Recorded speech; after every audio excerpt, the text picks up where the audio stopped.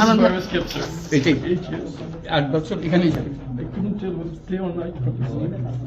5 তারিখে সে পালালো, 6 তারিখ ঘুরে আমাদেরকে দিয়ে বেরিয়েছে। যতটাই শুনি অবিশ্বাস্য মনে হয়, এটা কি আমাদেরই জগৎ, এটা কি আমাদেরই সমাজ, আমরা এটা করলাম। কোথায় ছিলেন? This is where I was kept, sir. এটাই 8 years. 8 বছর এখানেই থাকে। I couldn't tell whether it's day or night. They used to blindfold us and handcuff us. In the night, they used to handcuff us. They wouldn't tell us where. They wouldn't tell us even time for prayers. It felt like I was buried alive. They gave us a worse than death experience, and it continued for 8 years. মাঝখানে কোনো সময় বার করে নিয়ে গেছে interrogation Because of our work constraint and the local particularly international community, we shouldn't be English medium that we speak to them. So whatever the point I was raising, they could have an answer. They found me as an impediment towards what they do. অন্যদেরকে তারা অনেক করতে পারে, international community সবাই access নাই because of the language barrier. That's what they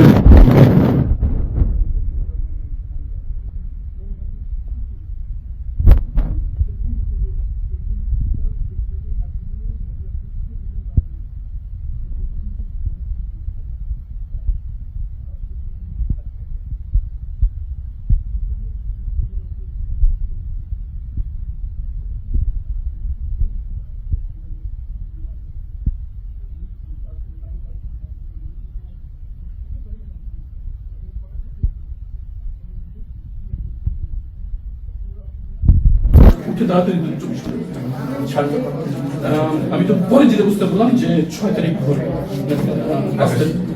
মানে 5 তারিখে সে পালালো, 6 তারিখ ভোরে আমাদেরকে দিয়ে বেরিয়েছে। যতদিন অপেক্ষা করতে হয়েছে তোমাদেরকে ওই দিন যখন আমাকে বের করে আমি মনে করছি আমি বের হলাম।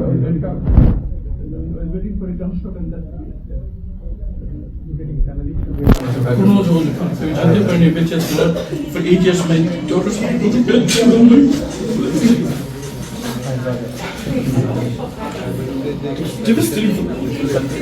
ওরাও জানতো না কি school girls they will come for them traumatized.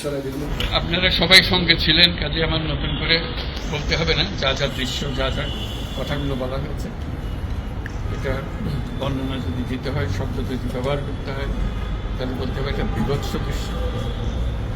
এটা মানুষের মনুষ্যত্ববোধ বলে কোনো জিনিস যা আছে সেটার থেকে বহু গভীরে নিয়ে গেছে, এটা নিশ্চিন্ন করার জন্য। মনুষ্যত্ববোধ যেন তার না নৃশংস প্রতিটি জিনিস যে হয়েছে এখানে, যতটাই শুনি অবিশ্বাস্য মনে হয়, এটা কি আমাদেরই জগৎ, এটা কি আমাদেরই সমাজ, আমরা এটা করলাম।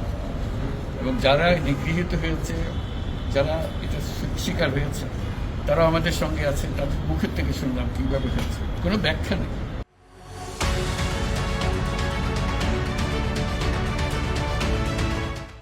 এটা ব্যাখ্যা থাকলে কিছু একটা হলে মানুষ বোঝে যে এটার কারণ ছিল। এটা বিনা কারণে রাস্তা থেকে উঠিয়ে আনা, বিনা দোষে কতগুলো সাক্ষী সাবুত হাজির করে সেই যন্ত্র এক্সপ্লোসিভ কতগুলো গাড়ির ভিতরে ঢুয়ে দিয়ে তারা বলছে তুমি সন্ত্রাসী, জঙ্গি, এইগুলো বলে বলে তাকে নিয়ে আসা হয়েছে। এবং এইরকম ইন্টারোগেশন সেল, এরকম টর্চার সেল, এরকম টর্চার সেল সারা বাংলাদেশ জুড়ে আছে, সেটাও শুনলাম আজকে। আমার ধারণা ছিল যে এটা বোধহয় এখানে আয়নাগর বলতে যে কয়েকটা আছে, এখন শুনতেছি আয়নাগরের বিভিন্ন ভার্সন সারা দেশ জুড়ে আছে। কেউ বলছে 700, কেউ বলছে 800, যে সংখ্যাও নিরূপণ করা যায়নি আছে।